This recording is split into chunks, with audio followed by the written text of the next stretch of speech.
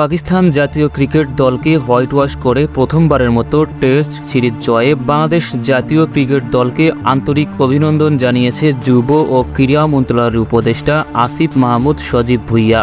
পাকিস্তানের রাওয়ালপিন্ডিতে অনুষ্ঠিত 2 match test সিরিজের দুটোতেই দাপুটে ও গৌরবময় জয় পেয়েছে বাংলাদেশ।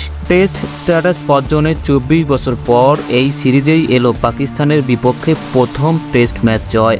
আর আজ দ্বিতীয় ম্যাচের জয়ে প্রথম টেস্ট সিরিজ জয় টিম টাইগার্সের। এই ঐতিহাসিক অর্জন উপলক্ষে জাতীয় ক্রিকেট দল এবং সংশ্লিষ্ট সকলকেই শুভেচ্ছা জানিয়েছেন যুব ও ক্রীড়া উপদেষ্টা। তিনি বলেন, জুলাই বিপ্লবের নামে দেশে যে গণ অভ্যুত্থান হয়েছে তারই সুফল পাওয়া যাচ্ছে ক্রীড়া অঙ্গনের প্রতিটি ক্ষেত্রে। পাকিস্তানকে টেস্টে প্রথমবার হোয়াইট ওয়াশ করা কিংবা সাফ অনূর্ধ্ব-20 চ্যাম্পিয়নশিপ শিরোপা জেতা সবকিছুই নতুন বাংলাদেশের প্রতিফলন। দলের এমন নৈপুণ্যের পর আসিফ জানান, দুর্নীতি আর রাজনীতির বলয় থেকে বেরিয়ে আসার সুফল পেয়েছে দল।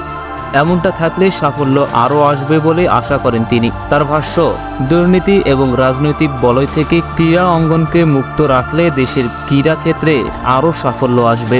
সরকার সেজন্য সর্বাত্মক চেষ্টা চালিয়ে যাচ্ছে। বাংলাদেশ জাতীয় ক্রিকেট দলকে অভিনন্দন জানিয়ে দেশের ক্রীড়া ক্ষেত্রের প্রতিটি পর্যায়ে সাফল্যের এ ধারা অব্যাহত থাকবে বলে আশাবাদ ব্যক্ত করেন যুব ও ক্রীড়া মন্ত্রণালয়ের উপদেষ্টা আসিফ মাহমুদ সজীব ভুইয়া।